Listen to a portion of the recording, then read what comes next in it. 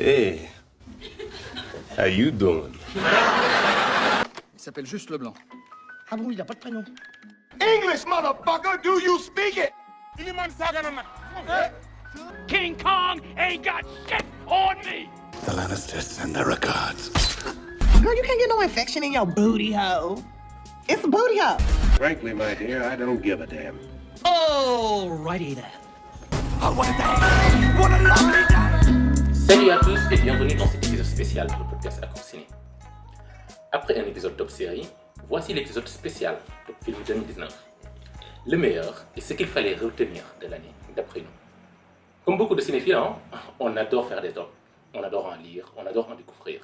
Parce que parler des films qui nous ont plu, des films qui nous ont marqués cette année, c'est hyper révélateur d'une certaine idée de cinéma qu'on a envie de défendre et auquel on est réceptif. Alors, avec moi, comme toujours, mes deux acolytes, Célina et Famo. Bonsoir. Bonsoir. Bonsoir. On n'a pas fait un top rédactionnel parce que nous avons tous des goûts totalement différents et que je suis le seul à aller régulièrement au cinéma. Voilà, en 2020, on ne prend plus de camp. Voilà, donc on a préféré garder nos tops individuels à chacun et nous allons vous les décliner progressivement de la 10e place à la première place. Et à la fin, nous allons tous ensemble, de manière consensuelle, choisir le film de l'année. Nous allons appeler ça le Accord Ciné d'or de 2019. C'est bon. Oui, super. Alors, rapidement, nous allons attaquer les tops. Alors, bon, avant de commencer les tops, qu'est-ce que vous avez pensé de cette QV 2019? QV cinématographique. Pour moi, c'était pas la meilleure des QV. Mhm. J'ai effectivement fait sur beaucoup de films. Après, je n'ai pas autant suivi de films que Sani, je l'admets. Mais voilà, j'ai pas été souvent incité pour aller au cinéma. J'ai eu quelques dates où vraiment je me suis dit, là, je vais y aller. Donc pour moi, c'était pas la meilleure des QV. Et du coup, je pense que même au niveau des palmarès, des nominations, c'est très ouvert. Ça peut aller à beaucoup de... Il n'y a pas beaucoup de... C'était pas une très bonne année. D'accord. Globalement, les films, il y a eu beaucoup de remakes cette année. C'est signe quand même d'une certaine faiblesse scénaristique dans le cinéma. Ok. Pardon. C'est dommage. Ben moi, pareil, hein, c'était une année beaucoup plus série, hein, un peu comme Célina.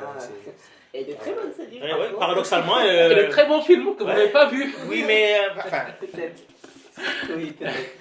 Non, mais voilà, non, j'ai vu pas mal de bons films, moi. Après, c'est là, on notait sur les films de 2019, et moi en 2019, j'ai vu plein de films qui n'étaient pas de 2019, qui étaient très bons aussi, donc voilà.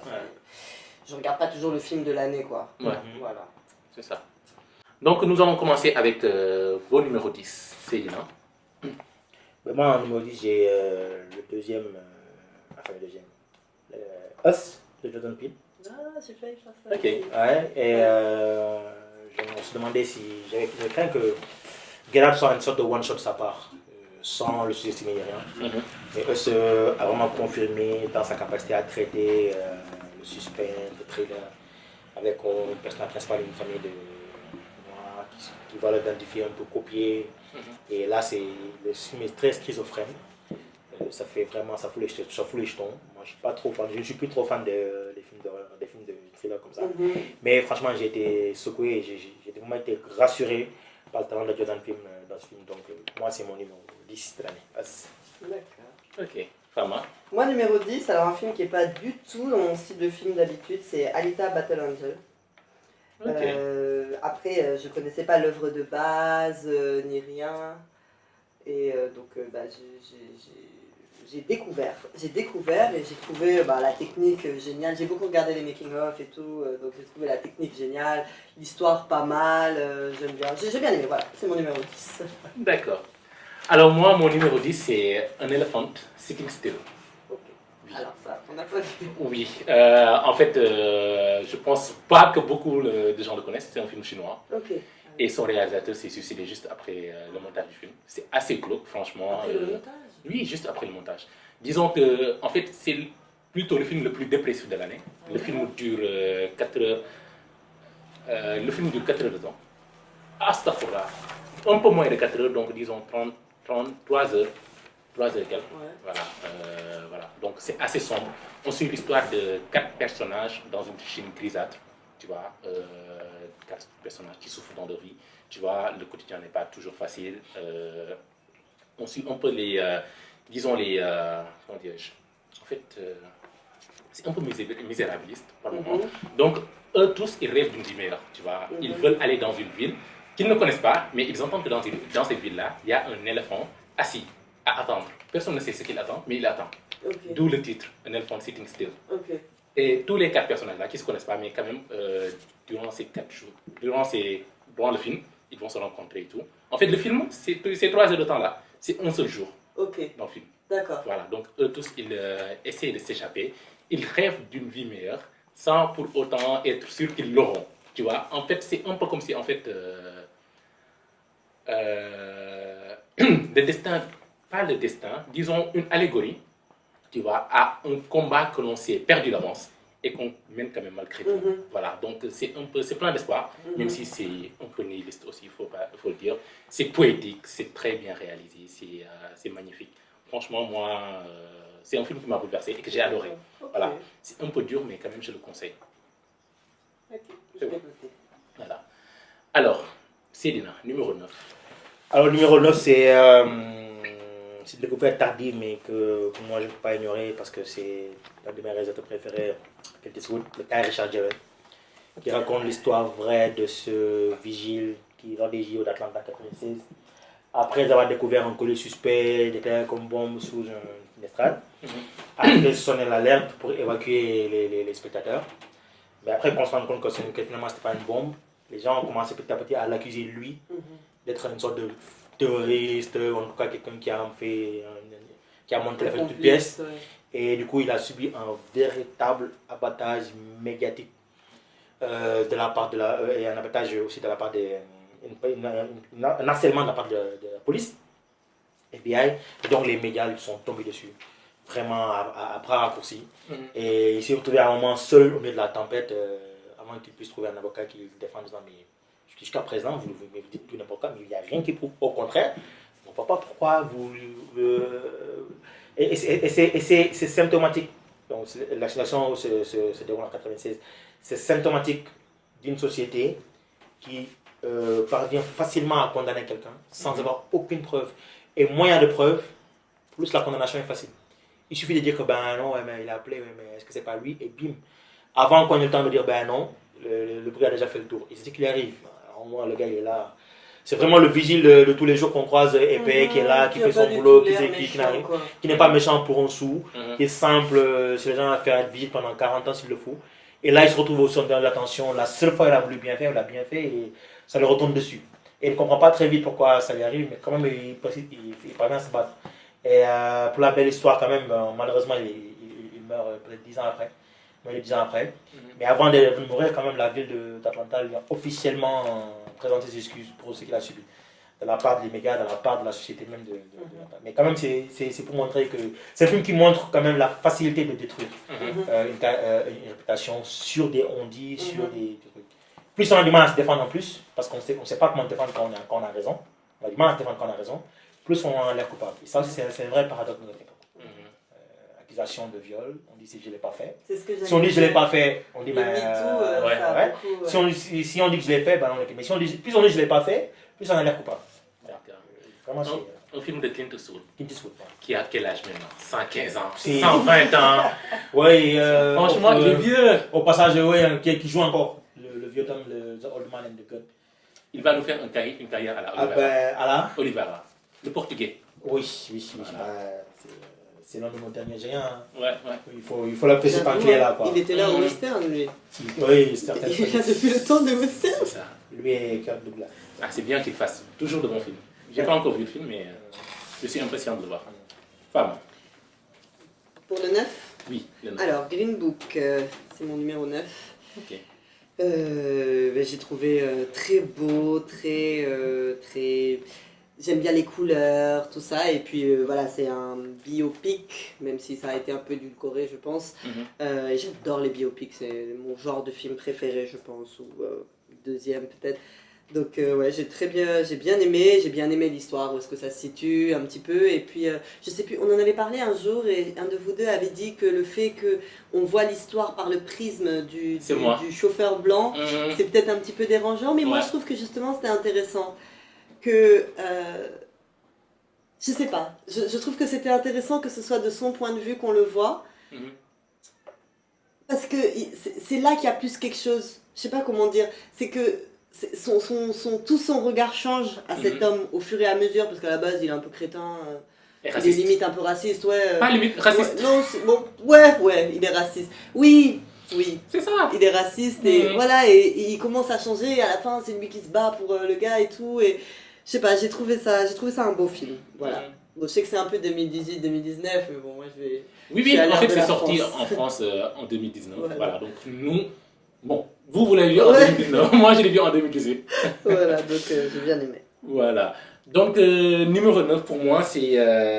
Bon, pour là, je triche un peu. Parce que j'ai 2 films ex aequo. Ouais. Je pouvais pas choisir. Il fallait que je mette les 2. Donc, il y a Les Misérables de Lightly. Ouais. Voilà. Et The Farewell de Lulu Je croyais Wang. que t'allais dire Atlantique. Non. The Farewell de Lulu Wang. Ouais. Attends. Ok. Voilà, The Farewell de Lulu Wang. 2 films que j'ai beaucoup aimés. Ouais. Les Misérables, on en a parlé dans l'épisode 5. Voilà, on en a dit tout le bien. C'est un bon film, c'est percutant, c'est un geste de cinéma fort. Voilà, un film de mise en scène. Très, très, très, très bon. Voilà, et The Farewell de Lulu Wang, c'est franchement un bijou que j'ai eu la chance de voir 2 fois cette année. Bon, ça ne m'arrive pas si souvent de voir un film 2 fois, son année de sortie, mais ça m'est arrivé avec...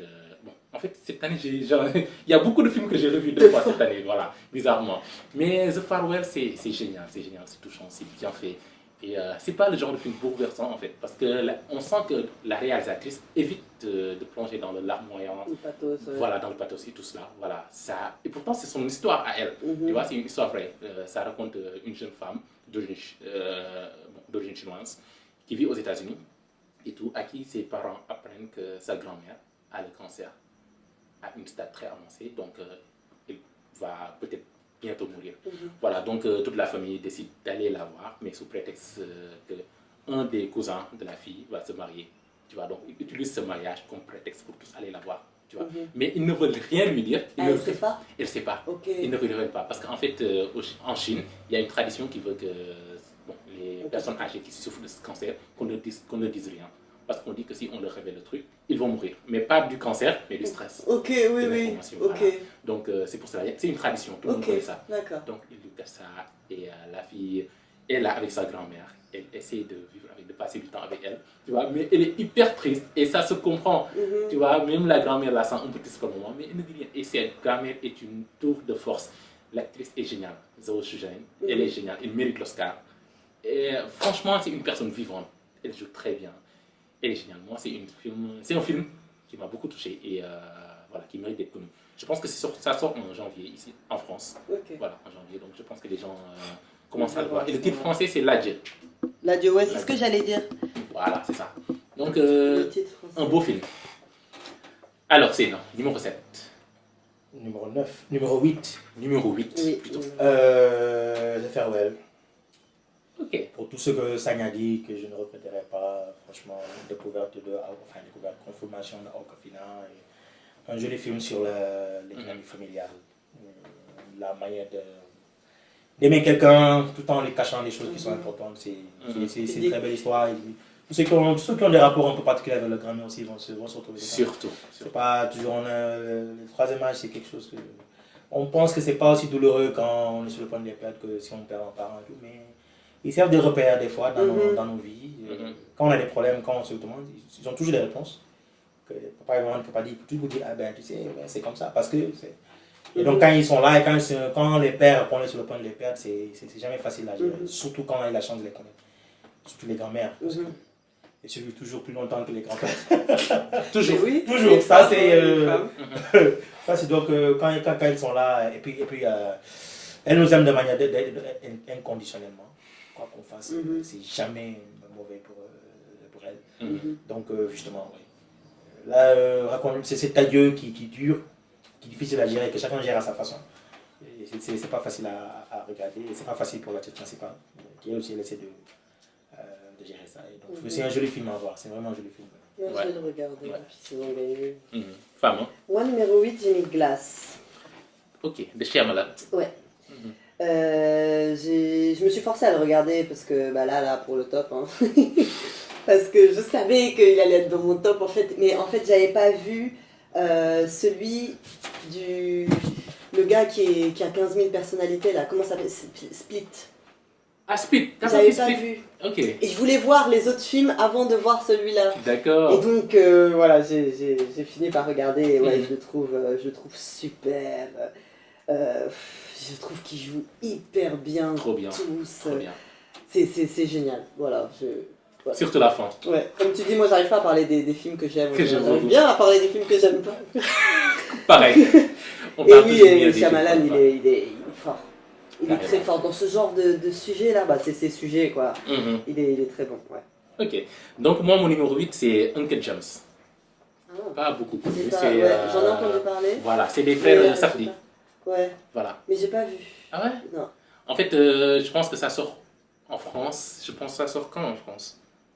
La fin de ce mois de janvier, je pense. Ouais. Ça, voilà. Mais c'est sorti aux États-Unis. Ok. Moi, je l'ai vu en décembre. Hein. Peut-être je pense que c'est le dernier film que j'ai vu de l'année 2019. Ok. Ah, ça m'a marqué. Ça m'a marqué. Franchement, c'est brillant. C'est un peu un mélange de Scorsese et Robert Altman. Tu vois? Ok. Oui, assez bizarre, mais franchement Noir, intéressant. un peu. Noir, un peu, mais très bien mis en scène. Ok. Voilà. En fait, c'est interprété par l'autre là, comment il s'appelle? Adam Sandler. Ok. Voilà, que tout le monde connaît. Ok. Voilà, et bon, qu'on ne présente plus, mais quand même qui aime, voilà, dire entre deux bouses un peu, rappeler aux gens Rapportement des que... nanas réalisés. Non, mais entre deux bouses, il aime rappeler aux gens qu'il est un bon acteur. Mhm. Dans le film, il le prouve. Franchement, il mérite d'être nominé aux Oscars. Il joue très bien. Et dans un rôle dramatique. Laisse-les nommer à Razzie comme il le fait Hein? souvent. Non, là, il ne sera pas nommé au Razzie. Là, il a des chances d'être mérité aux Oscars. D'être nommé aux Ça, Oscars, ouais. oui, il joue très bien. C'est un rôle dramatique. Il joue un bijoutier escroc en New York, je pense que dans les années 2011 ou 2012, comme ça. Voilà, donc on le suit, le personnage.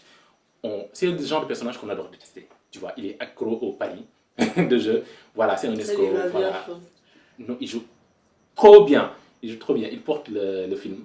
Et c'est très bien réalisé. Mhm. Très bien écrit également. Et il y a l'une des meilleures fins de 2019 dans ce film. Anxiogène, ça te tient en haleine pendant 15 minutes. Tu ne peux pas respirer. Ok. Non, mais c'est un film que je conseille. Un très bon film. D'accord. Mhm. À voir. Alors, Céline, numéro 7. Alors, numéro 7, j'ai Rocketman, Ok. qui me donne des ailes de Bohemian Rhapsody. Alors, c'est ce qui me permet de plonger dans l'histoire d'un chanteur extravagant, mais dans tous les sens du terme. Elton John a été un artiste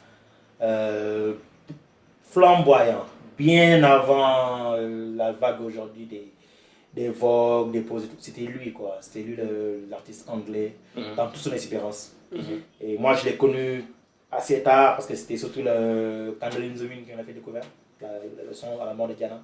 Donc, découvrir un peu la genèse de cet artiste, tout ce qu'il a représenté aussi bien pour la musique que pour la société, parce qu'il a été le premier à faire son coming out, à se marier avec des hommes et tout. Donc, confirmation, c'est que Taron Egerton, il tient quelque chose. C'est pas juste un acteur qui est là, Kingsman et tout, il a un vrai talent. Mhm. Pareil, on lui donne un scénario, il a réussi. Et c'est un film aussi dont la bande-son, voilà, Ah oui, qui a, ça c'est sûr, les films.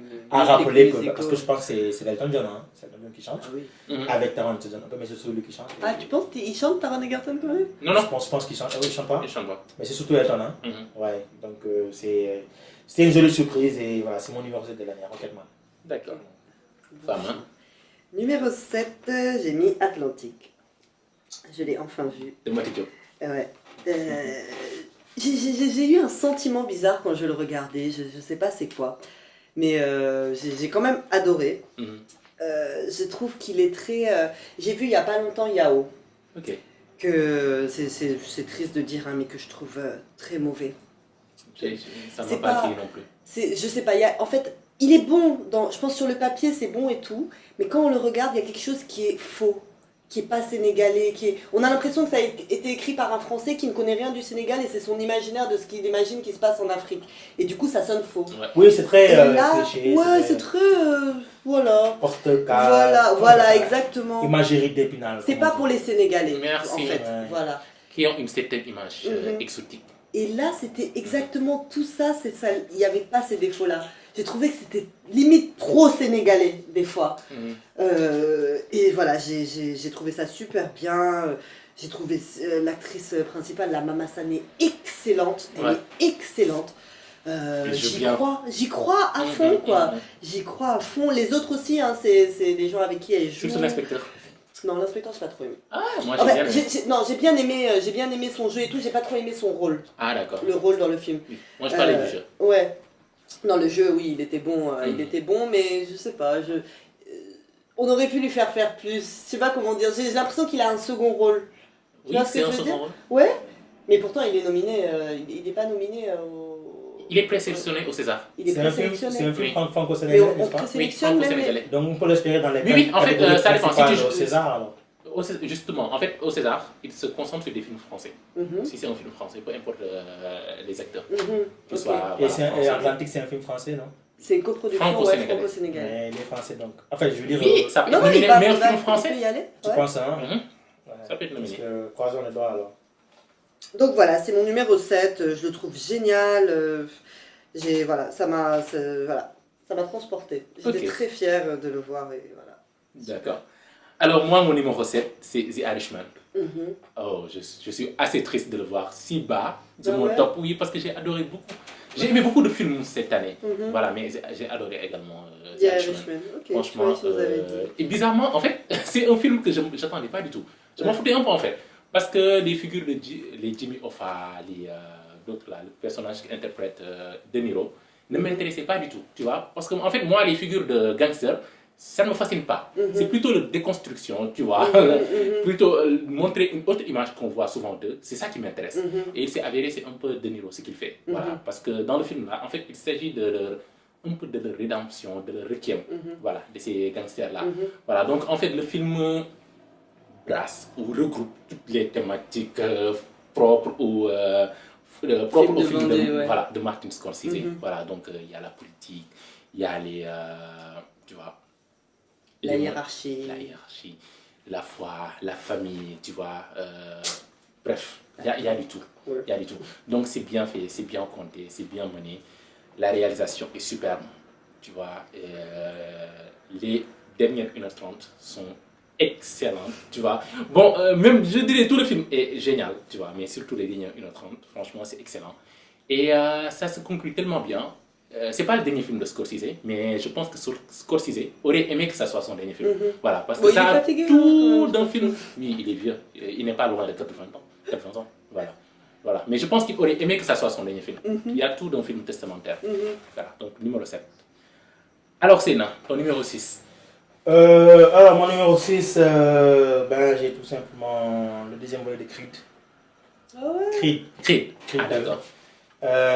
Parce que c'était quand même quelque chose de particulier de revoir fils de Creed comme le fils de Drago. Et ça a permis aussi d'aller un peu en profondeur sur ce jeune boxeur-là qui à la fois se bat pour lui, mais aussi se bat pour un héritage qui est lourd à porter. Et je pense que dans le film, dans le deuxième, ils sont quand même parvenus à approfondir un peu cet aspect-là. Et c'est rare de voir un film de boxe de nos jours. Malheureusement, c'est un genre qui s'est un peu tari. Et donc, Creed est quand même parvenu pour moi à réveiller un peu ces passions pour les films de boxe que j'avais depuis Rocky, que j'ai aussi un peu découvert avec Raging Bull, $1 Million Baby. Voilà. J'avais kiffé le premier, et là, le deuxième aussi, c'est quelque chose que j'ai vraiment apprécié. Donc, oui, en numéro 6, ouais, j'ai Creed 2. Ok, j'avais beaucoup aimé le premier. Bon, Femme, hein moi, les pas films ton de genre. boxe, ouais, pas du tout. À part $1 Million Baby, peut-être parce que c'était une fille et Clint Eastwood, je sais pas. Ouais. Bref. Donc, numéro 6, moi j'ai mis Once Upon a Time in Hollywood. Ça, par contre, je pouvais pas ne pas mettre le Tarantino Super. de l'année. Voilà, tant qu'il est présent, moi ça me va. Mais aussi, la dernière fois, tu sais, j'ai dit que je l'avais pas trop aimé, machin et tout. Je pense que je sais pourquoi. Ok. C'est parce que je l'ai vu en version française. Ah. Je l'ai vu en Ça, français c'est parce que je l'ai téléchargé, c'était trop tard, c'était déjà en français. Mhm. Et il fallait que je le voie, je sais plus pourquoi, il fallait que je le voie, Dal, pour le podcast. Ah d'accord. Donc je l'ai regardé en français. Mais c'était pour ça, pour le top. Parce qu'on devait faire le top. C'est vrai. Et donc j'ai regardé et ouais, j'ai pas adoré comme j'adore toujours d'habitude des films de Tarantino. C'est pas plus mal, peut-être que je grandis aussi cinématographiquement. Ouais. C'était au début Tarantino. Mais voilà, c'est la performance du duo Brad Pitt, Leonardo DiCaprio, magnifique, magnifique. C'est sûr. Et puis même l'histoire de revenir dans ces années, ça parle du cinéma et Carrément. tu vois, c'est la boucle qui se boucle quoi. Mhm. Voilà, Tarantino. Carrément. Numéro 6 quand même, c'est loin. Mais bon. Si, mais au moins c'est dans ton top. Voilà. C'est pas dans le top de Seydina. Alors moi, mon numéro 6, c'est Marriage Story de Noah Baumbach. Ouais. Voilà, un film que j'ai adoré, tu vois. En fait, c'est un grand film sur le divorce d'aujourd'hui. Voilà, donc on sait que ce sont les divorces de ses parents. Il avait inspiré son film Les Bergman se séparent. Mais pour ce film, Marriage Story, c'est son propre divorce qui l'a inspiré ça. Tu vois, donc c'est assez touchant. On sent que Noah Baumbach essaie de saisir ce moment, en fait, insaisissable un peu, où l'amour disparaît. Tu vois. On a toujours l'habitude de voir dans les films, on nous montre toujours comment l'amour naît entre deux personnes qui se rencontrent et tombent amoureux et tout. Mais on nous montre rarement comment l'amour disparaît. Parce que l'amour, des fois aussi, ça disparaît. Et ça n'intéresse personne à ce moment-là. C'est ça. Et c'est pas forcément la faute de l'un ou de l'autre. Franchement, des fois, c'est juste que. Incompatibilité. C'est ça, c'est ça. On passe du nous à je directement. On ne sait même plus à quel moment. Voilà, donc ça, moi, je pense qu'il a su captiver ce moment-là. Et ça parle également des difficultés d'un couple qui évolue, qui change, des besoins de s'écouter, des besoins d'évoluer, des besoins également, voilà. Être à l'écoute exactement, d'être à l'écoute des besoins de l'autre. Voilà, donc j'ai trouvé le film fort, très bien mis en scène. Il y a un côté théâtral que j'ai bien aimé, très bien écrit. Franchement, moi, c'est le script qui m'a le plus marqué cette année. Franchement, j'ai adoré. Et très bien joué également. Scarlett Johansson et Adam Driver, voilà. Ils étaient géniaux. Voilà, très bon film. Moi, j'ai beaucoup aimé. Alors, c'est le numéro 5. My Beautiful Boy. My Beautiful Boy. Timothée Chalamet et Steve Carell. J'ai pas aimé. C'est la relation père-fils. Oui. Un fils accro. C'est un père qui tente tant bien que mal de dialoguer avec lui, d'essayer de l'accompagner, d'essayer de le protéger. Ça, c'est, comme je dis, c'est difficile pour les garçons de parler avec leur père. Sur bien des points. Surtout à un moment où on se dit qu'on est assez grand pour le faire. Et que plus on est grand, moins on a des facilités à le faire. Et encore, quand on souffre, comme le fait le fils, parce qu'il est sous dépendance, et qu'il essaie de dialoguer, même quand il n'a pas de dialoguer, c'est pas facile. Moi, c'est un film sur lequel j'ai eu beaucoup de... je me suis beaucoup vu, sans pour autant suivre de dépendance, mais dans l'aspect dialogue avec le partenaire. On a tellement envie de lui dire des choses, on a tellement envie de leur confier nos peurs, de leur confier un peu les raisons pour lesquelles on fait ce qu'on fait, que ce soit en bien ou en mal. Mais il y a cette crainte, il y a beaucoup de pression sur les hommes. Oui. Et il y a aussi d'ailleurs aussi le fait que voilà, on nous met la pression en tant qu'homme fort. Et même pour le père aussi, il y a cette pression aussi inconsciente où si je suis le père, je dois être capable d'écouter ce que le fils dit. Mais c'est pas facile aussi d'admettre déjà que son fils a un problème, qu'on ne peut pas l'aider, qu'on ne peut que l'aider à s'aider lui-même. Moi, donc, c'était vraiment un sujet qui m'a beaucoup touché, qui m'a pas affecté. Donc, c'est mon numéro 5 de l'année. Très bien. Pas mal. Moi, numéro 5, j'ai mis Ad Astra. Brad Pitt encore. Oui. C'était la de James Gray. Je suis tellement fan. Jolie bande-son. De James Gray. Ouais. D'habitude, tous les films un peu dans l'espace, des trucs comme ça, là, j'aime pas trop. Le dernier que j'ai vu, c'était Gravity. Et franchement, j'ai détesté, mais détesté. Je sais, mais je sais toujours pas pourquoi. Mais j'ai détesté, c'est-à-dire qu'à la fin du film, j'étais fâchée. C'est-à-dire que j'étais là, je savais que je devais pas regarder ça, c'était nul. Faudrait que tu le revoies. Peut-être tu vas le voir. Peut-être j'étais dans un mauvais mood. Ça avait perdu comme qui en 2013, mais en film. 12 Years Slave. Il n'y a pas d'histoire là-dedans. Si, il y a une histoire. Toi, il y a une histoire. Eh, mais même Gravity, il y a une histoire quand même. Elle descend, mais bon. En fait, ça parle du dé. Elle a perdu sa fille. Ouais, mais moi, j'ai vu, à aucun moment, j'ai vu la métaphore. Aucun moment. Aucun. Elle a perdu sa fille. En fait, ça parle de lâcher prise et tout cela. Voilà. Tu vois. D'accepter, en fait. Elle était un peu dans le déni. Oui, mais il faut que la métaphore soit intéressante. Mais bref, on parle de Ad Astra. Vas-y. Ad Astra, donc oui, ouais, j'ai adoré. J'ai adoré aimer un film qui se passe dans cet univers-là, parce que d'habitude je les déteste tous et je me suis dit ça doit être un bon film parce que j'aime. Brad Pitt est génial, c'est anxiogène un petit peu, et de toute façon dans l'espace c'est toujours un peu anxiogène parce que ils sont coincés et puis il y a toute une histoire. Enfin, j'aime beaucoup, c'est un petit peu long. Je trouve ça un petit peu long, il y a des petits trucs un petit peu, toute cette histoire justement de... Moi, j'aime pas trop ça. En fait, je trouve que c'est très souvent un motif surtout. Il y a toujours cette histoire du père, comme voilà, c'est dans la lignée de Star Wars, quoi, et dans plein de films comme ça, et ça m'a un petit peu énervé. Mais sinon, tout le reste, j'ai beaucoup aimé, et ouais, Ad Astra. Ok. Moi, je pense en fait, ce film, en fait, c'est un peu une suite au dernier film de James Gray, The Lost City aussi. J'ai pas vu celui-là, j'ai pas vu. Je pense, en fait, c'est totalement différent. Ouais. Mais lorsque tu regardes The Lost City aussi, et tu retrouves ça ici, en fait, il y avait ce rapport père-fils dans le premier, qu'on retrouve ici. Un peu comme si le fils là-bas, il a grandi, et c'est Brad Pitt. Voilà, d'accord. Parce que dans The Lost City aussi, il y avait ce père-là qui fuyait un peu sa famille. Voilà, pas ça, ouais, sa responsabilité aussi. Pour suivre quelque chose. Voilà, il était obsédé par un voyage et tout. Voilà, donc il avait laissé sa famille pour ça. Il s'était concentré sur ça. Il s'est perdu là-bas. Mais un peu comme si même le fils, il voit Brad Pitt, il vient le chercher. Ok, d'accord. Voilà, donc je pense qu'il y a une continuité un peu. The Lost City aussi, j'ai adoré ce film. Ok. Voilà, et Ad Astra, non, pas trop? Si, j'ai bien aimé. En fait, si c'était un top 20, il y figurerait, mais pas dans mon top 10. D'accord. Voilà. Alors moi, numéro 5, c'est J'ai perdu mon corps. Film d'animation. Ah, j'ai adoré. J'ai hésité, je ne savais pas si on voulait mettre les animations. J'ai adoré, bien sûr, j'ai adoré ce film, j'ai adoré.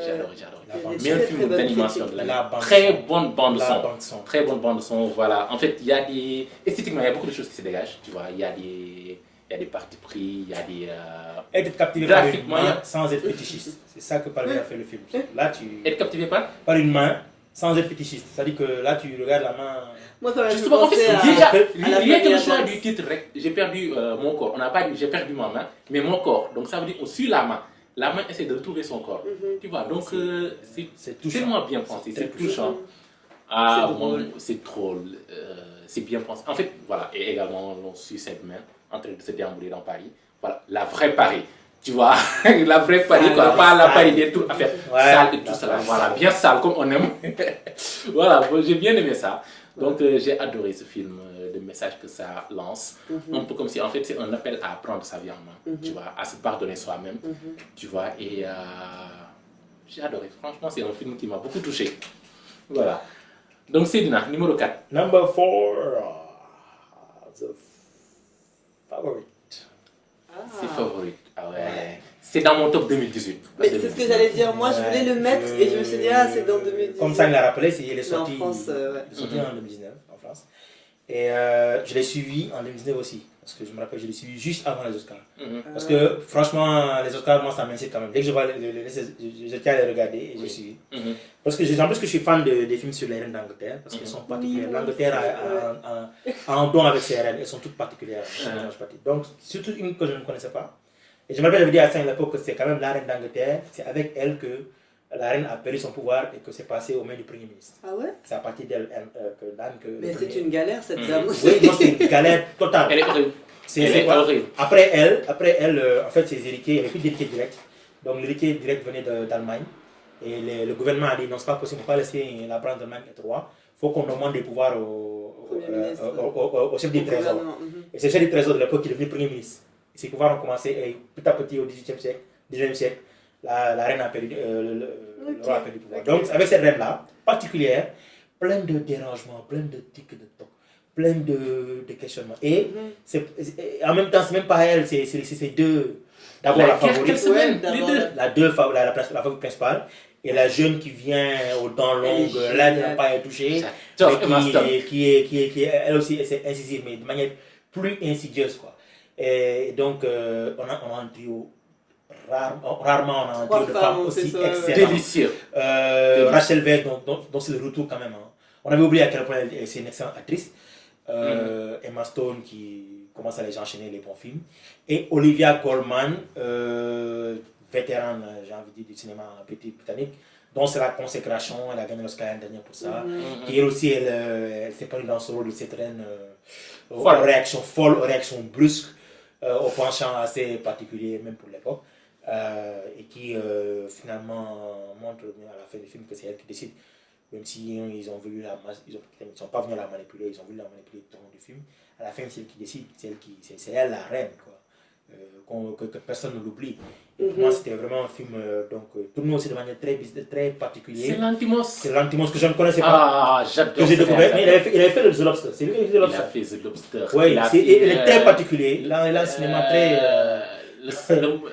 Il a un cinéma très particulier. C'est quelqu'un que j'ai Il a fait d'autres films là, comment Canine, mais ça date un peu. Oui, mais surtout The Lobster et ça. Il a fait The Lobster. Donc, vraiment, ça a été une découverte. Mise à mort du cerf-volant. Oui, c'est lui. C'est lui. Ouais. Il est Non, génial. il est bien. Il est bien. Donc, The Favorite, numéro 4 pour moi, c'est. Okay. Moi, c'était le numéro 2 de mon top de 2018, l'année dernière. D'accord. Alors, femme. On a dit numéro 4, c'est ça? C'est Oui. Parasite. Parasite, pareil. Ah bah oui, moi aussi c'est mon numéro 4.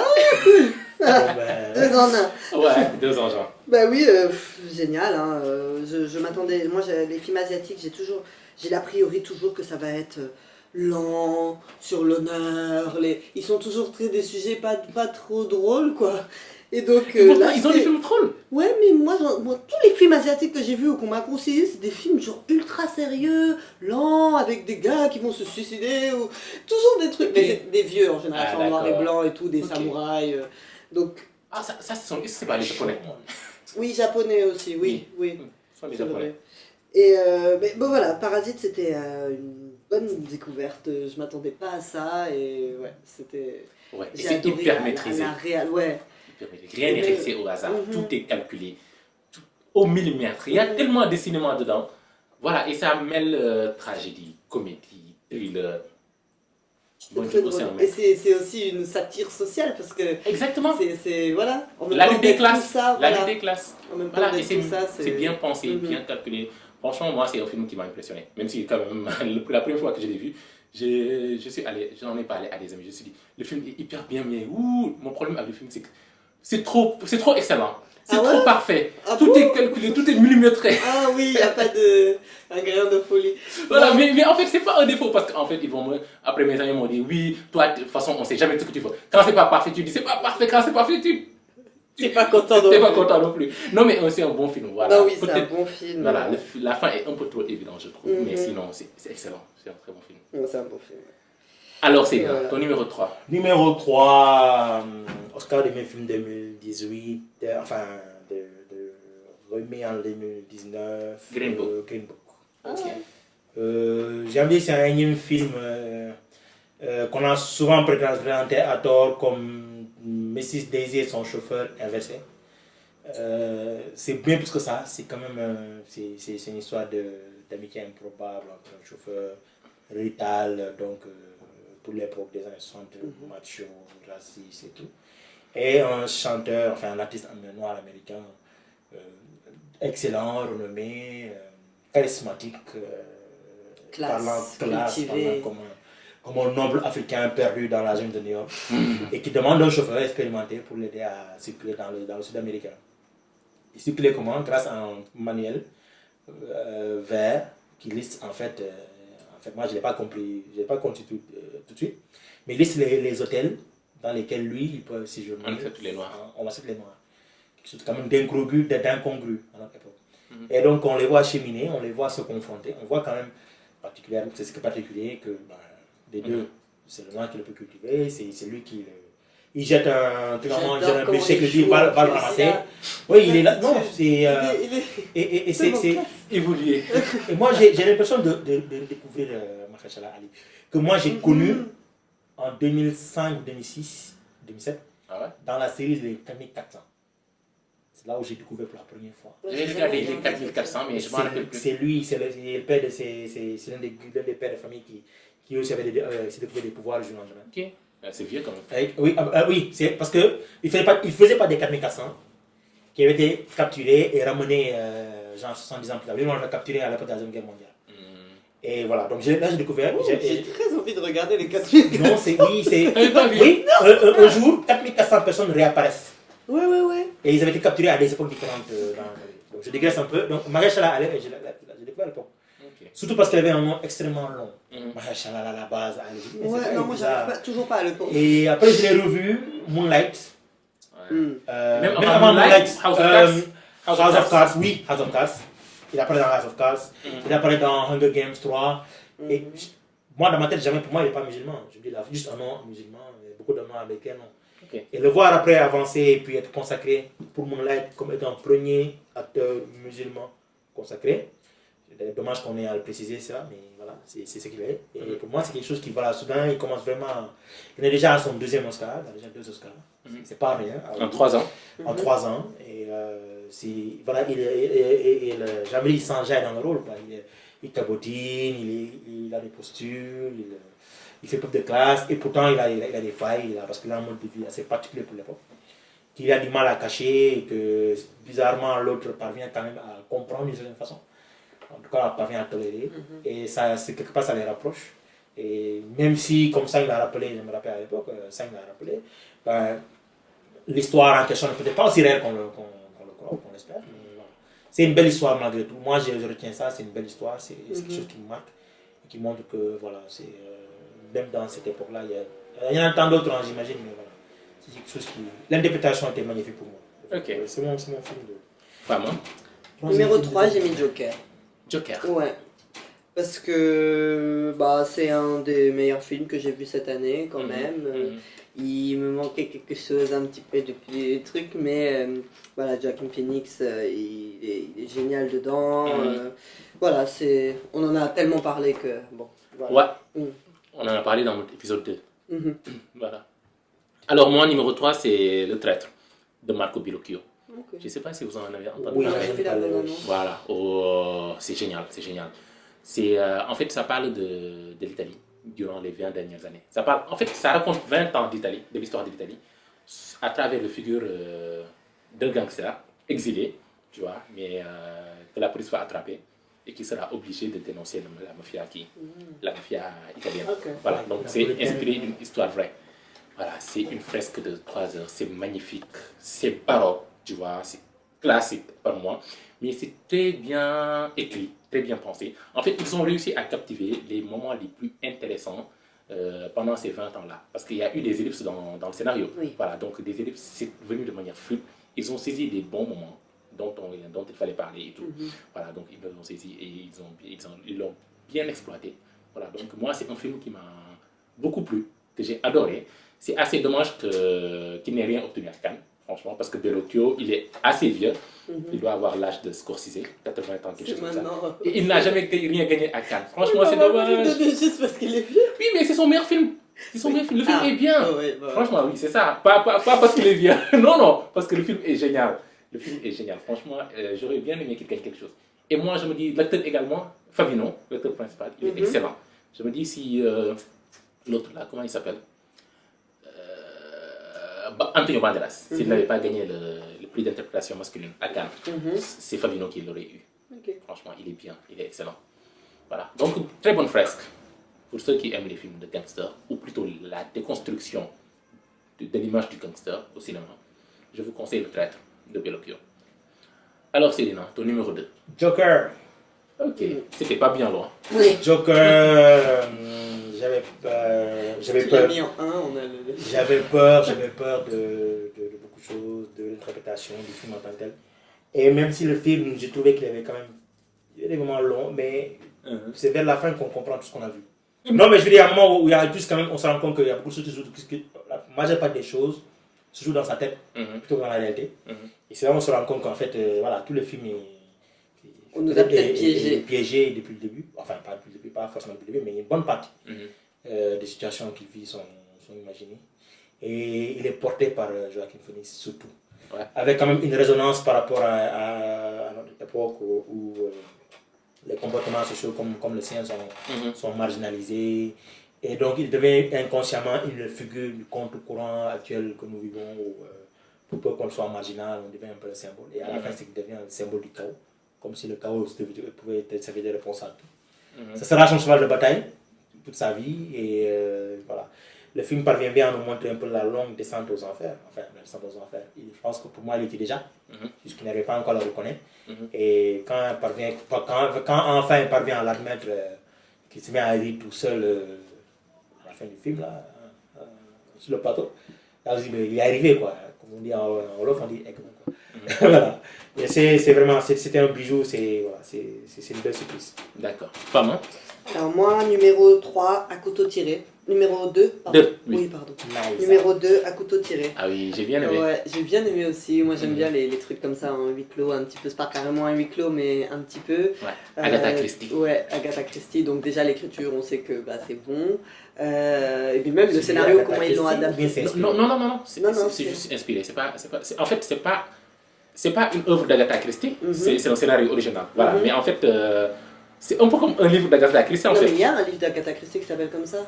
À couteau tiré. Ouais, je crois. Non, c'est pas tiré d'un livre Non, d'Agatha Christie. c'est pas tiré d'un livre d'Agatha Christie.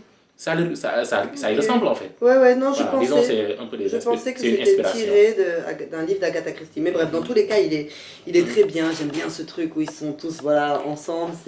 C'est dramatique, mais c'est très très drôle aussi. Ouais. Cette famille est très drôle. Daniel Craig, dans un registre, je l'ai beaucoup préféré là que James Bond.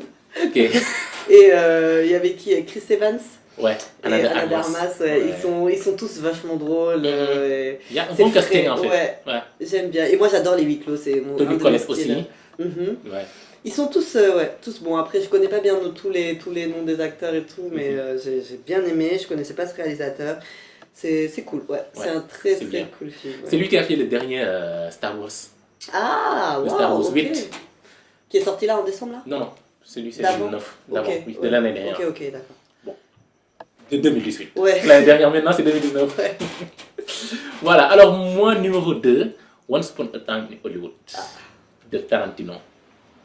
Bah oui, on savait que Tarantino était capable de violence, d'ingéniosité, pour scénario, de nostalgie aussi. Et d'ailleurs, ce que lui reproche ses détracteurs, de toujours reprendre des choses, de recycler, voilà, des choses qui se faisaient avant. Mais en fait, pour moi, Once Upon a Time, c'est un film sur la mélancolie. La mélancolie d'une époque révolue, voilà, d'un art, d'une certaine manière de faire le cinéma. Voilà, donc en fait, il utilise ce cinéma-là pour corriger des choses qui se sont faites dans la vie réelle, pour montrer un peu comme si le cinéma pouvait faire des choses que la vie n'était pas capable de faire, tu vois. Et il utilise ce cinéma également pour corriger quelque chose au fond même de son cinéma à lui, tu vois. Par exemple, lors d'un échange des dialogues entre hippies, il parle de violence, tu vois. On se rend compte que Tarantino aborde son rapport à la violence lui-même, tu vois. Un peu pour dire que cette violence n'est jamais gratuite, c'est souvent au service de quelque chose de plus grand, tu vois. Voilà, il ne tire pas sur les gens juste par plaisir et tout, c'est souvent pour défendre quelque chose, c'est souvent pour montrer quelque chose ou voilà, pour faire vivre Créer quelque une chose. réaction. Exactement, donc pour moi c'est un très bon film, tu vois.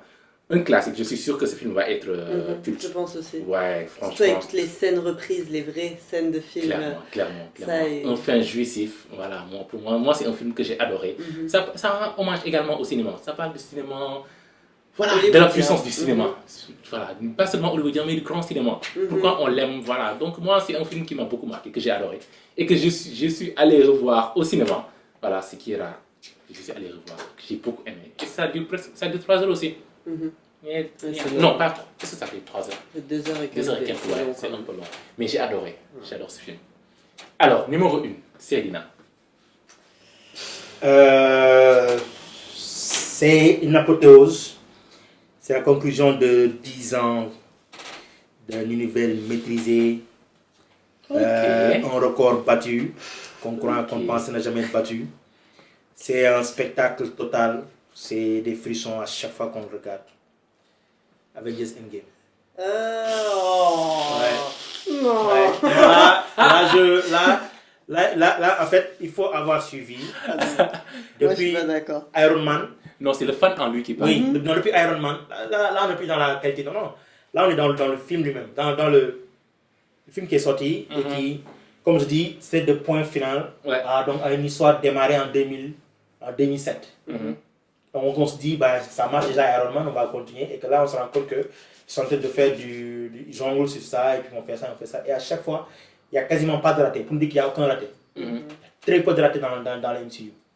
Et qu'au fur et à mesure, ça monte en puissance. On a Avengers premier, puis on a Thor, ceci, Black Panther. Et Endgame, qu'on ne pensait pas faire mieux que... moi, je ne pense pas qu'il fait mieux qu'Infinity War. Il parvient à faire mieux qu'Infinity War. Alors oui, il y a des raccourcis. Oui, c'est pas... Non, moi, j'ai pas vu. C'est de la science-fiction. Ah ouais. Mais c'est... Non, moi j'ai bien aimé. C'est un spectacle total. C'est un moment où vraiment... Il y a on des est au scènes cinéma. marquantes. Quand elle dit Avengers Assemble, ça, c'est les frissons, ça, c'est. Ah oui. On crie quoi. Moi, Ah oui. je me rappelle plus la dernière fois où j'ai crié dans le cinéma. Ah oui. J'ai crié, j'ai dit oh, Moi, pendant ma séance, les gens. non, vous disiez- non, les gens oui.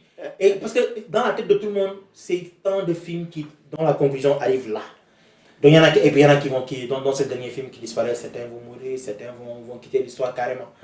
Et donc le film permet de conclure cette trace-là, de conclure cet univers-là qui aura carrément démoli la concurrence. DC n'a jamais pu faire aucun film qui s'approche de MCU. Et donc aussi au niveau économique, financier, 2019 les a vu battre le record d'Avatar qui datait de quoi, 2009 ou 2010. 2009. Donc rien que ça aussi, après on pourra juger toujours la qualité, c'est pas parce que c'est un film à beaucoup de vues que c'est un bon film. Mais voilà, c'est quelque chose qui reste dans l'histoire du cinéma, quoi. Donc 2019 pour moi c'est Endgame. Ok. C'est l'Endgame. D'accord. Compréhensible quand même. Voilà. Ouais. C'est pas dans mon top, mais j'ai beaucoup aimé le film. Femme. Bon, moi numéro 1, Marriage Story. Ok. C'est mon film préféré. Comme je disais tout à l'heure, là, pour moi, c'est difficile de faire un beau film quand le sujet est quelque chose de tellement banal de la vie de tous les jours. Atlantique aussi fait un petit peu ça. Je m'en suis rendu compte à la fin du film. Je me suis dit, mais elle, avec tous les réalisateurs sénégalais, ce qu'on imagine, on va faire des films au Sénégal, elle est allée dans un petit quartier, prendre des petits gens, et elle va vendre son... Voilà. Et on voit même pas tellement Dakar partout, c'est juste une petite histoire sur, voilà. Et là aussi, voilà, c'est ce que je trouve génial, que le film il m'a transporté comme ça, alors qu'on raconte juste l'histoire d'un couple qui divorce, quoi. Il y a rien d'extraordinaire, mais ils jouent bien, c'est des personnages forts avec leurs contradictions, et voilà, un peu tout ce que tu as dit tout à l'heure, on raconte pas on fait tous la fête du mariage, mais on fait pas la fête du divorce. Exactement. Donc, voilà, voilà, moi je suis une jeune mariée, bah, ça fait 5 ans maintenant, presque, donc, mais ça m'a parlé. Ça m'a parlé, je pense que c'est à mon âge que ma génération entre 25 et 35 ans, c'est à nous que ça doit parler le plus, parce qu'on a peur de ça, que... Ouais. Mais même les plus sont plus âgés. La quarantaine, cinquantaine. Je pense que tous ceux qui ont été en couple ou veulent être en couple peuvent se retrouver dans ce film. Parce que comme Farah l'a dit, c'est... Moi, je sais pas comment je dire, mais en voyant la bande-annonce, on ne voit pas comment deux personnes qui clairement ont autant de sentiments l'un pour l'autre parviennent à tout simplement se rendre compte qu'il n'y a plus rien, quoi. Et c'est même triste à dire. Ça me fait penser à ce film de Frédéric Beigbeder il y a quelques années qui tirait un de ses livres qui disait L'amour dure 3 ans. Ah oui. J'ai lu le livre mais j'ai pas vu le film. Oui, ils ont fait le film. Voilà, c'est quoi comme concept? Ça veut dire quoi? Que c'est pas parce qu'on s'aime qu'on est force destinée à rester ensemble toute nos vies. Qu'est-ce que ça en dit sur les couples qui sont mal depuis 40, 50 ans? Ça dit que quoi? À un moment, la flamme s'éteint, c'est la routine qui s'installe, c'est l'habitude. Ce sont des concepts dangereux quand même. Mais voilà, je pense que c'est un film qui justement, les gestes sont très justes, quoi. Adam Driver, criminellement sous-côté, très juste. Scarlett Johansson, trop longtemps typecasté, très juste. Non, oui, c'est ça, je suis très d'accord. Hein. Je trouve qu'ils sont magistraux tous les deux, on sent vraiment leurs émotions. J'étais dedans, quoi. Quand j'ai regardé, j'étais dedans. Très bon et film. j'aime bien ça, ouais. C'est un très beau film. Alors, moi, mon numéro 1, c'est un film français. Ouais. Portrait de la jeune fille en feu. De Céline Sciamma. Parler, mais j'ai pas vu. Ah ouais. Céline Sciamma, elle a Mais fait quoi? regarde tous les films, celui-là. Elle a fait Girlhood. Girlhood, ouais. Elle a fait Girlhood. Donc, moi, c'est un film qui m'a le plus impressionné cette année. C'est un film que j'ai... En fait, c'est un film très beau. J'ai trouvé que c'est le plus beau film de l'année. C'est le film le plus impressionnant. La force de conviction dans le propos. Sa beauté du film, à commencer par les parties plus esthétiques de Céline Sciamma. Voilà, c'est beau, c'est magnifique. Comment il montre la naissance de cette histoire d'amour entre Adèle Haenel et l'autre là, Naomi Merlan. C'est magnifique. C'est tellement intelligent. Tout est dans le regard, les frôlements. En fait, l'émotion jaillit dans pas de petits trucs, tu vois. C'était regard. Par exemple, bon, je raconte un peu le qui. C'est une jeune peintre, femme, jouée par Naomi Merlan, qui a été payée pour venir peindre une jeune femme, une autre jeune femme. C'était au XVIIIe siècle. Exactement. Ouais. Voilà, donc voilà, pour venir peindre une autre jeune femme qui refuse de se faire peindre. Tu vois, donc elle se fait passer pour une dame de compagnie. Tu vois, bien que pour la peindre par le mois. Exactement, l'observer, voir ses traits pour après la nuit venir la peindre. Voilà, donc là, petit à petit. En fait, elle, bon, ce qu'elle va dire, c'est que sa mère veut la marier à un Italien fortuné. Voilà, Et donc doit lui c'est un envoyer mariage une forcé, photo, quoi. Envoyer la photo. Voilà. C'est pour cela que la fille refuse de se faire Parce qu'elle veut pas qu'on envoie parce son qu'elle- image. Merci. Ok, c'est génial, Tu vois ou c'est pas ça comme Voilà, concept. c'est ça le concept. Mais c'est, bon, ça a eu le prix du meilleur scénario à Cannes. C'est vrai, le scénario est abouti et tout, mais pour moi, le film aurait mérité plus. Pourquoi pas la Palme d'Or cette année? C'est vrai, Parasite est excellent, voilà, mais pour moi, en fait, cette année, ils ont raté la chance de remettre la Palme à une femme. Voilà, ils ne l'ont pas fait depuis Jane Campion, et ça date depuis les pianos là. Tu vois, donc ça date. Donc, pour moi, cette année, c'était une chance. Le film est excellent. Pour moi, c'est un chef-d'œuvre, carrément un chef-d'œuvre. Voilà, il y a plusieurs réflexions sur l'art, à plusieurs échelons. En même temps, l'art de cette manière de montrer en fait l'art, comment il peut entretenir la flamme entre deux personnes, tu vois. Et il y a plein de thématiques. C'est un film féministe, tu vois. C'est vrai, c'est au XVIIIe siècle. C'est au XVIIIe siècle. Mais quand même, ça n'empêche pas de parler du choix du célibat, du choix d'aimer qui on veut. Voilà, du féminisme et tout. Il y a plein de thématiques, il y a plein de mises en abîme, il y a plein de métaphores. Un excellent film. Franchement, ça m'a impressionné. Et le duo, Adèle Hanenel et Noémie Merlan, je pense qu'ils vont se lever au panthéon des meilleures histoires d'amour au cinéma. Pour moi, personnellement, je trouve. Franchement, c'est un film excellent. Franchement, que j'aimerais que vous voyez un jour. Oui, non, moi, je cinéma français. mais là, on je peut suis la très- Voilà. très pour, Moi, en tout cas. Voilà. très pour. Faut le voir. Faut le voir. Alors, on est arrivé à la fin de nos tops. Je vais vous demander à chacun de lire vos tops. On va commencer par Femme. Alors, moi, donc numéro 10, Alita Battle Angel. Numéro 9, Green Book. Numéro 8, Glass. Numéro 7, Atlantique. Numéro 6, Once Upon a Time in Hollywood. Numéro 5, Ad Astra. Numéro 4, Parasite. Numéro 3, Joker. Numéro 2, À couteau tiré. Et numéro 1, Marriage Story. Ok. Sidna. Alors, moi, numéro 10, Us. Numéro 9, Le cas Richard Jewell. Numéro 8, The Farewell. Numéro 7, Rocketman. Numéro 6, j'avais Creed 2, le deuxième Creed. Numéro 5, My Beautiful Boy. Numéro 4, The Favorite. Numéro 3, Green Book. Numéro 2, Joker. Et le premier, Avengers Endgame. Ok. Moi, numéro 10, An Elephant Sitting Still. Numéro 9, Ex Aequo, Les Misérables et The Farewell. Numéro 8, Uncut Gems. Numéro 7, The Irishman. Numéro 6, Marriage Story. Numéro 5, J'ai perdu mon corps. Numéro 4, Parasite. Numéro 3, Le Traître. Numéro 2, Once Upon a Time in Hollywood. Et numéro 1, Portrait de la jeune fille en feu. C'est qui te fait 11 films quand même. Ouais, je triche un peu.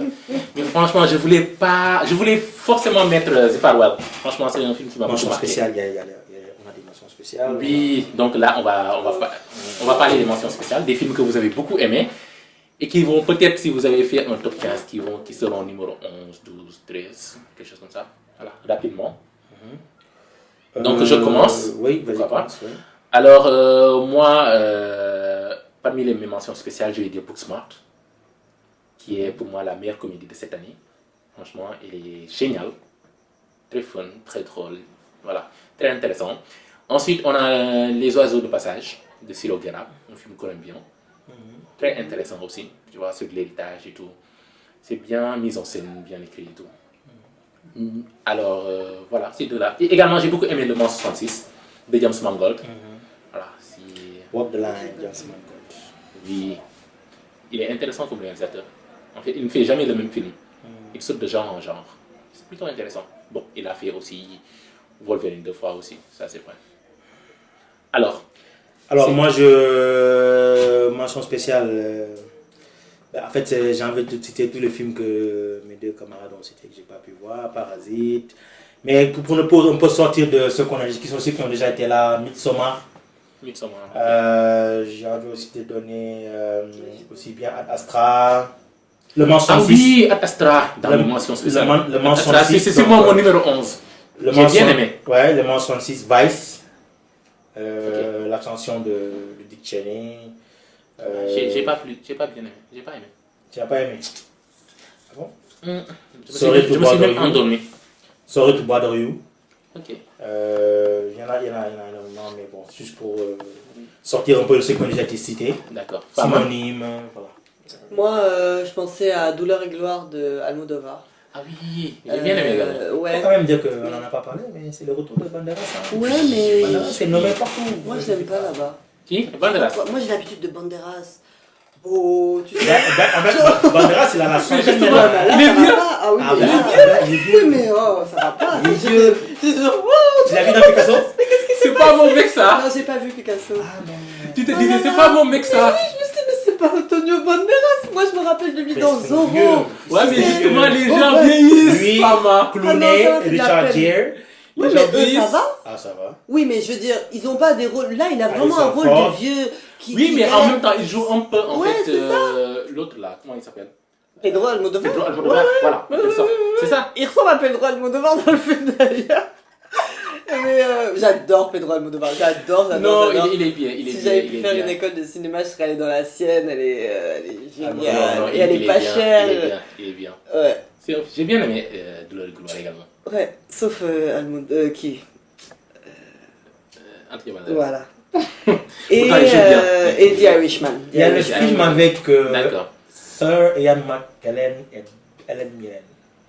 j'ai pas vu. Film, j'ai J'ai pas C'est vu. tellement rare de voir aussi deux légendes comme ça dans le cinéma. Donc moi, quand il sort quelque part, j'ai toujours juste envie de Ok. jeter un coup d'œil et c'est... Alors, quel sera notre film de cette année? Aïe aïe aïe, ça sera Il pas faudrait Avengers. qu'on ait un accro-ciné d'or quand même. Je sais pas. Moi, si je dis Endgame, vous allez crier au... Non, je Non, pense qu'on ça peut va pas être choisir le Portrait de la Joker. jeune fille en feu, mon numéro 1, parce que vous ne l'avez pas vu. Non, c'est Once Upon a Time, il n'y a que toi qui l'aimes, Céline n'aime pas. Joker, je pense. Joker, oui, j'aime bien. C'est quel classement? 2, Toi? 3. C'est pas dans mon top. Dans 4, non, c'est 4. Marriage Story? Non, mais il a pas. Ah T'as oui, vu Céline n'en a pas vu. Ouais, non, moi c'est mon 3. Moi, moi, Allez, c'est Non, regardez. on a presque aucun film en commun, on n'a pas de film en commun tous les 3. Donc, Donc, il faut choisir. donc, il y a Joker. Je pense que ça, Joker, c'est pas dans mon top, mais j'aime bien. Le groupe, en tout cas, accro, voterait pour Joker. Eh mais attends. Son local. Bref, donc, Joker. Donc, on choisit Joker. Ouais, moi je trouve que c'est bien. Ça me fait un peu mal, mais quand même. Oui, J'ai mais- bien aimé, j'ai bien aimé, mais quand même. Donnons Tous du les temps. films Non, qu'il y mais a de eu l'année. en cette année, Ouais, oui. mais bon, Ouais, non, c'est. Bah après, c'est mainstream quoi. Marriage Story. C'est niche, c'est vraiment faux. Marriage Story. Moi, je peux kiffer. C'est un film d'auteur, Je sais que hein. j'ai kiffé, mais voilà, c'est pas... Si je devais retenir 2019... C'est ça le problème. Non, Ah, ce qui est bien avec Joker, c'est que c'est un film mainstream, un blockbuster et Voilà, tout. c'est- Mais qu'en même temps, il ressemble à un film d'auteur. Et il a eu un Voilà. budget de film d'auteur. Voilà. Et ça a gagné le Lion Tu d'Or vois, quand même. Quand même. Ouais, et Joaquin c'est- Phoenix est génial dedans. Il y a le plus de sites La couleur critiques. belle. Il y a, La il y a- musique est il y a belle. des limites. Non, il y a des limites. Oui. Il n'est pas parfait, Mais bon. voilà. Pour moi, il symbolise bien l'année. Voilà. Il n'est ni parfait, ni mauvais. Il est entre les deux. Il symbolise bien l'année. Voilà. On a des D'accord. pics, on a D'accord. des bas. Donc, notre accro-ciné d'or 2019, C'est Joker. Et- c'est Joker de Todd Phillips. Voilà. Est-ce que Todd Phillips est venu pour prendre son prix? C'est moi voir. Non, il n'est pas là. Il est simplement en train de faire campagne pour les Oscars. C'est dommage. C'est dommage. Alors, rapidement, après notre top, nous allons parler des... Je vais vous demander votre acteur de l'année Mhm. et actrice de l'année. Donc, Célina, acteur de l'année. Acte de l'année. Pas besoin de réfléchir rapidement. Phoenix. Joaquin. Joaquin Phoenix. Femme, hein? Je dirais acteur homme, Acteur homme. Adam Driver. Ok, pour moi, c'est Brad Pitt. Ah ouais? C'est deux films. Ouais, bah ouais, oui, bah ouais. oui. Deux C'est films. vrai. C'est vrai. Adam Driver. Et Once Upon a Time. Ouais, mais Adam Acteur de Driver- l'année, quoi. Adam Pas Driver, meilleure il est performance dans- de l'année. Oui, c'est l'acteur que tu retiens, d'accord. Voilà, l'acteur Ok. que je tiens. Il est dans Star Wars aussi, Adam Driver. Oui, il est dans ça. Je n'ai pas suivi. Alors, actrice de l'année, Célina. Actrice de l'année. Ben. Scarlett Johansson. Hein. Scarlett Johansson. Oui. Ok. Moi aussi. Pas moi. Bah, moi aussi, parce que je l'ai vu dans deux Ouais. films. Ouais, parce qu'elle Elle était bien elle m'a dans. bluffé dans. Elle est bien dans Marriage Story, elle est bien dans. J'ai pas parlé de Jojo. Non, Jojo Rabbit. Jojo Rabbit, j'ai. Voilà. Voilà, c'est pas mal, mais j'ai quelques problèmes avec le film. Voilà, mais elle était bien, Scarlett Johansson. Ouais. Elle était bien. Alors, révélation de l'année. Révélation, Baron Roman Davis de Jojo Rabbit. Ok. C'est facile de révélations avec les gosses, c'est quand même facile ça. Et il est jeune, il joue bien. Il joue bien, il est bien. juste. Femme, hein? Moi je sais pas. C'est un acteur que tu ne connaissais pas en 2018. Ok. Bah, moi. Anna de Armas. Anna Je de la Armas, connaissais voilà. pas. Ah, d'accord. Donc, Ok. Elle était dans Blade Runner 2049. ah, j'ai pas vu ça. Ah oui, c'est elle, C'est la répétante. elle, oui. C'est elle. Le robot. Oui. Oui, c'est elle. C'est elle. Alors moi, ma révélation de cette année, c'est Mati Diop. Ah oui. Ouais. Ah, on pouvait dire tout et n'importe quoi. Oui, on peut dire Ah, mais moi tout, aussi, ça, c'est Mama Sané alors. Ah, Maman, c'est une électrice. Ouais. Ouais. Non, vraiment. Moi, c'est Mati Diop. Franchement, elle a une vision. Et c'est tout ce qu'on demande aux réalisateurs, d'avoir une vision propre. Voilà. J'ai bien aimé Atlantique. Voilà, je trouve qu'il y a des choses moins réussies et d'autres choses aussi également très réussies dans le film. Franchement, il y a plus de réussite que de ratés aussi. Voilà, mais Mati Diop, une révélation. Ouais. Et je suis pressé de voir ce qu'il va faire après. Elle a fait des trucs avant. Oui, Court-métrage, voilà. ouais. Et documentaire. Non, court-métrage seulement. Qu'est-ce qu'elle a fait? Elle n'a pas fait de documentaire. Soleil ou je sais pas quoi. Et, Ok. C'est intéressant. En tout cas, Mati Diop, on est pressé de voir ce que tu vas faire après. Voilà. Et bonne chance aux autres. Et elle va faire quelque chose après, c'est Certainement, sûr. certainement. Là, Elle vient de c'est commencer. parti. Elle vient de commencer. Alors, on est arrivé à la fin de cet épisode spécial de film 2019. Il me Merci reste Farman. juste un grand, on va pas annoncer de date, mais juste un grand événement. C'est Oscar. C'est juste le grand événement critique. Le prochain. C'est le prochain, mais après ça, c'est... Non, on va continuer après. Et Oui, également, on on fait fera... le grand événement de la saison. Ah oui, on va clôturer la saison oui. des- Il y a les BAFTA, mais les BAFTA, c'est pas important. Tout le monde s'en Bon, fout. il y a même les Césars, les gens s'en foutent un peu aussi. Oui, Mais c'est vraiment les Oui, Oscars. mais qui vont- César, quand même, c'est Bah oui, cinéma de France. Et également, cette année, mon meilleur film français, c'est... Mon meilleur film de l'année, c'est Ah un oui, film oui, français. non, si on va, Donc, je on l'attends. va suivre les Césars, parce Oui. qu'il y a de fortes chances qu'Atlantique Exactement. soit publicité. Il y a donc, Atlantique, il y a le portrait de la jeune fille en feu, il y a Les Misérables. Donc Voilà, cette année, donc, les Césars le sont cinéma juste très, français, très colorés. Exactement. Donc à suivre aussi, on en reparlera. Après, évidemment, en février, Et mars. féminin. Coloré. et Ouais, féminin. comme il est coloré et féminin, c'est qui est assez Exactement. rare. Voilà. Donc, guys, on vous dit juste qu'on fera un épisode spécial sur le top de Disney. Ah oui, il y a ça aussi, le top 10. Voilà. Ah, Ça va par être contre, compliqué, ça va faire mais mal. voilà. Ça va faire très mal. On sait que vous attendez, donc on va le faire. Je pense qu'il faut faire un épisode entre les deux pour qu'on ait le temps de... De préparer. Oui, on verra bien, on verra bien. Mais encore, on va le faire, c'est promis. Je suis allé faire sur le... Allez, donc on se donne rendez-vous. À très bientôt. À très Au revoir. bientôt. Je suis allé sur...